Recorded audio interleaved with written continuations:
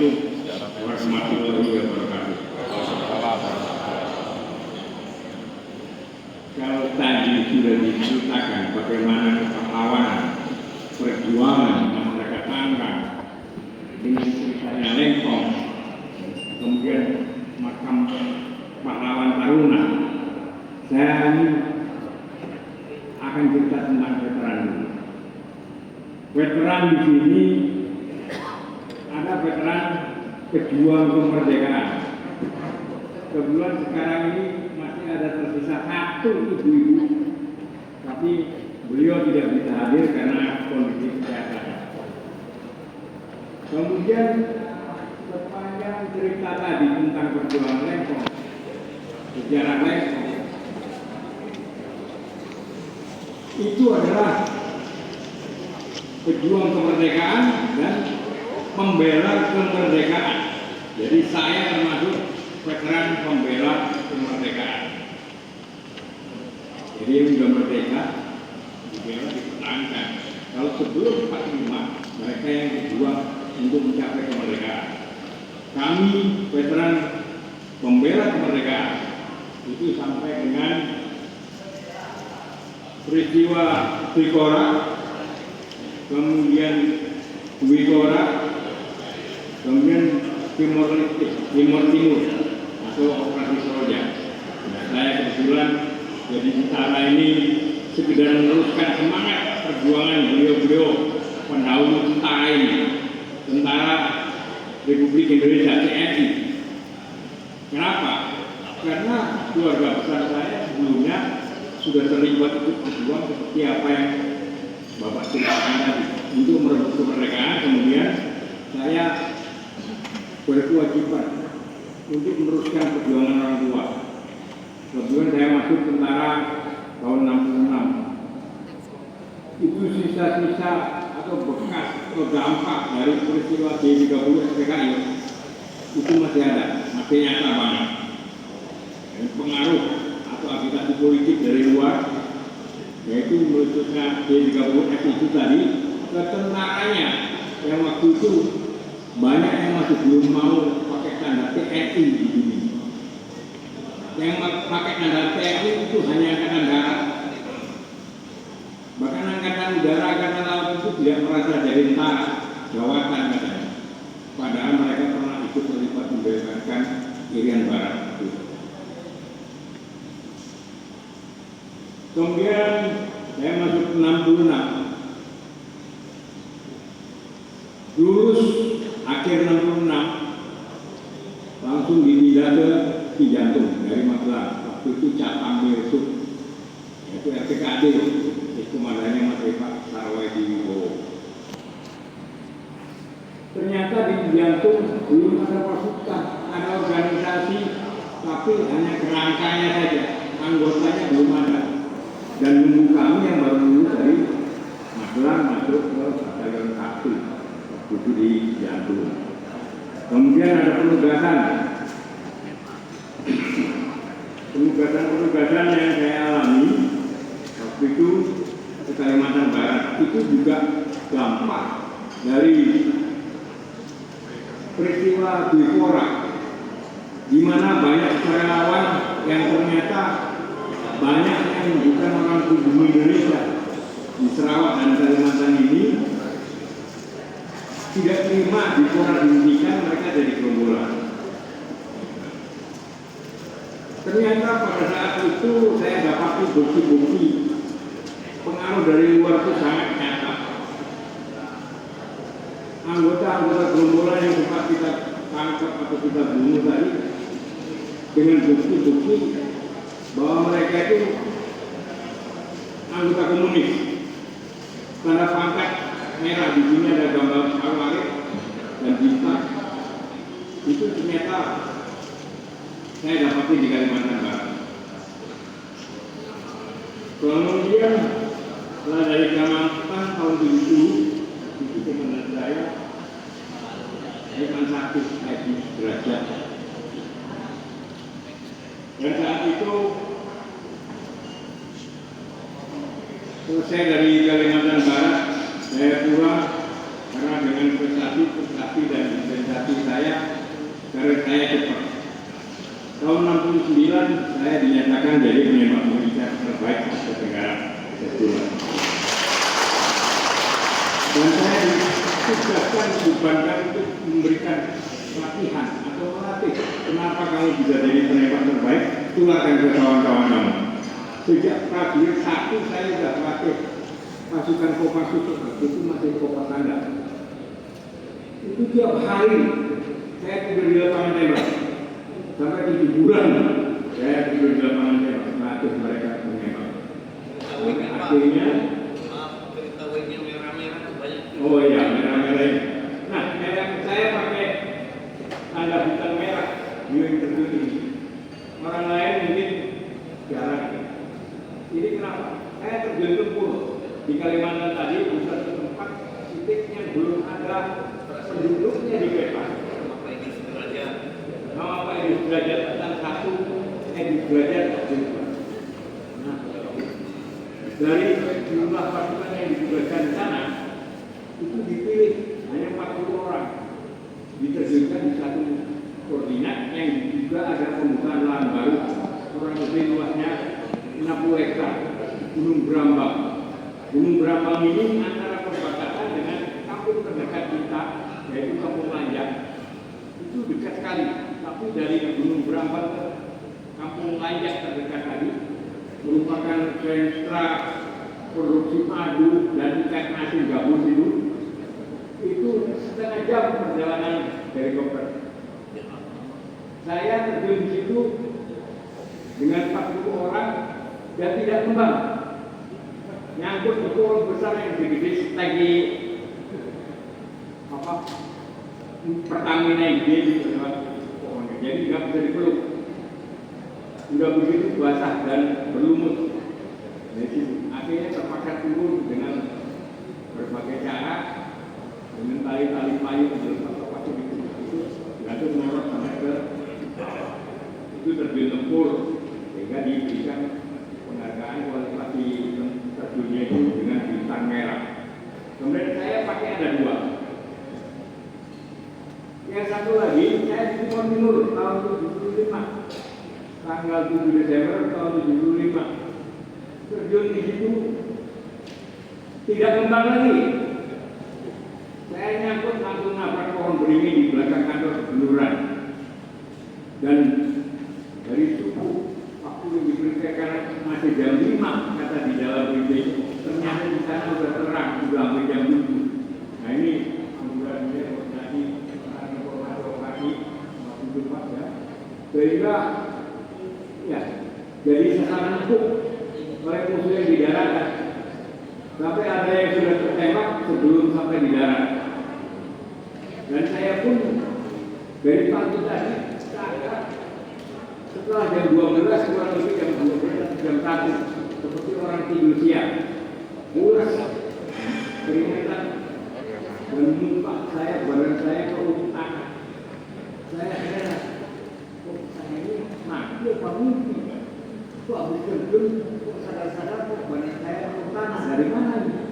Ternyata bekas lubang tembakan yang kena tanah tadi mengutuk badan saya. Nah itu yang 2 kali bukan merah. Di sana ada cerita, begitu saya buka mata, jenazah kawan-kawan saya juga di lapangan ini juga kan begitu, hampir 20 orang mungkin.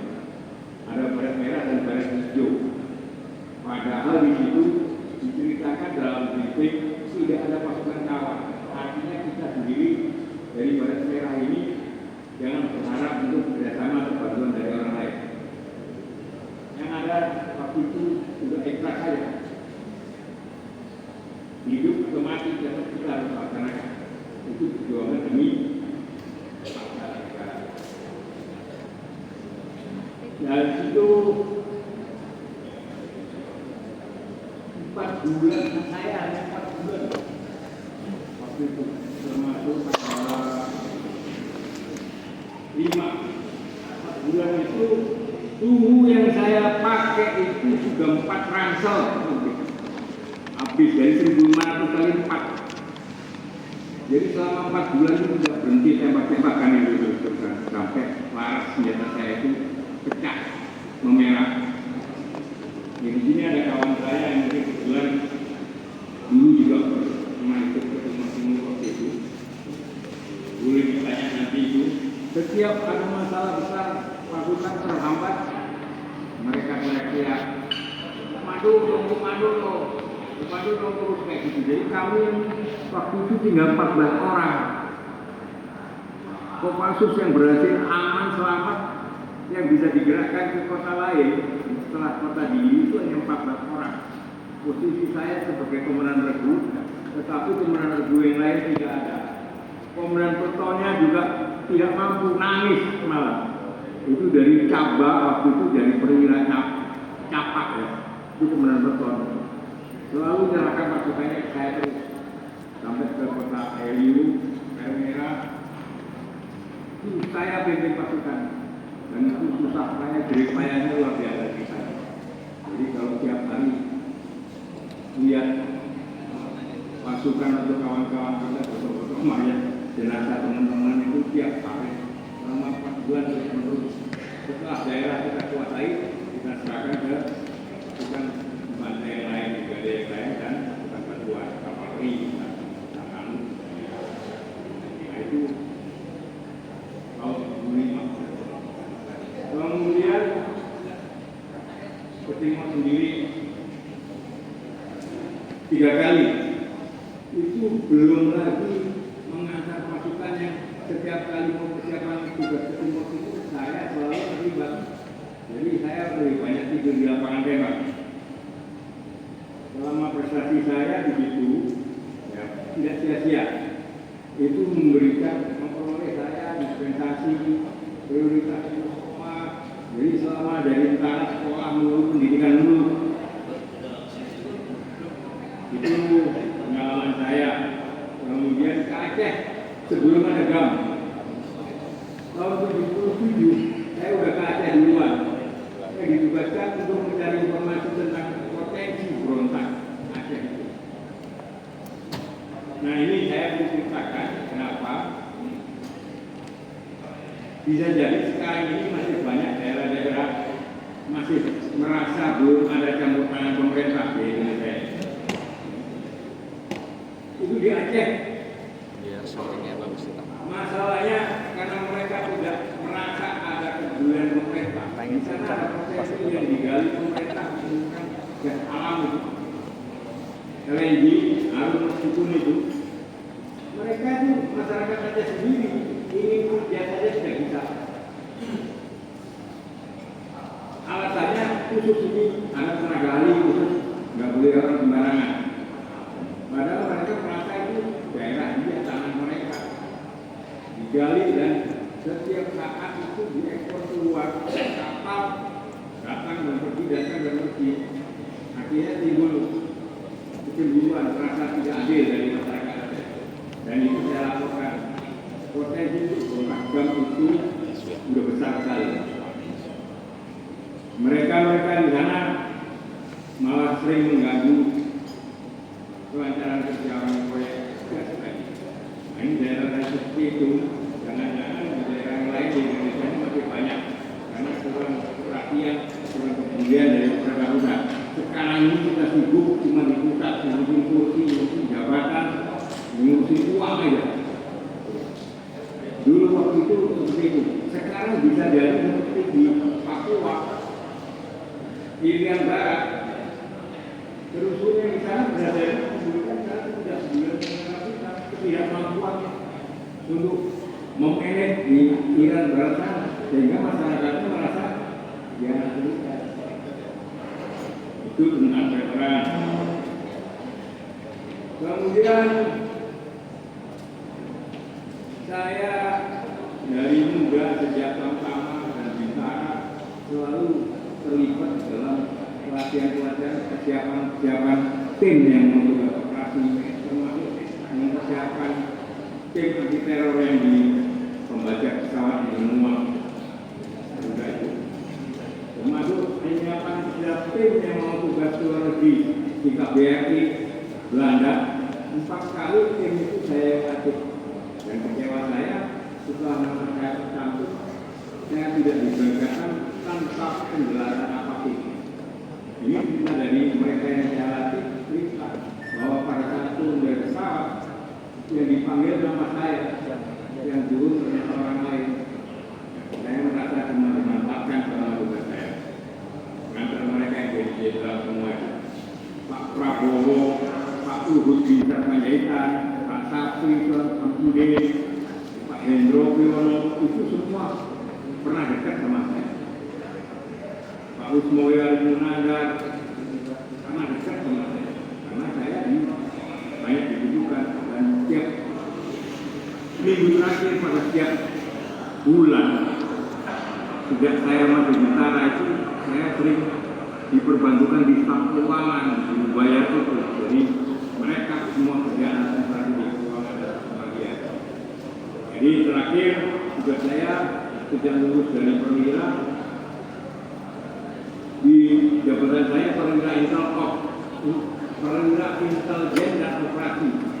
Itu mulai dari lulus sekolah perwira sampai 9 tahun.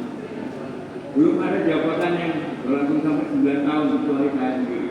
Sehingga merubah bentuk organisasi di Satuan Kopassus itu, guru staf operasi Intel itu dipisahkan. Staf Intel sendiri, operasi sendiri. Tapi setelah saya terpaksa digabungkan dan itu sampai 9 tahun ternyata. Pak Bagio, Jenderal Bagio, Hendro Priyono itu komandan detasemen yang detasemen pasukannya yang ngurus saya 9 tahun. Beliau tidak kata. Dan untuk cerita tentang saya bisa ditonton di YouTube di kontennya Melawan Lupa. Itu Jelda Malam itu bisa ditonton tentang saya tentang sejarah. Kemudian veteran-veteran sekarang namanya pembela kemerdekaan. Ada yang dari Trikora, itu ada rekan saya, Bapak Saino, Roja juga sama. Kemudian yang tadi di saksi itu sampai sekarang masih itu dan belum bisa. Saya rasa itu tentang cerita saya tentang veteran. Jadi saya tidak bisa berpanjang lagi karena waktunya terbatas. Terima kasih atas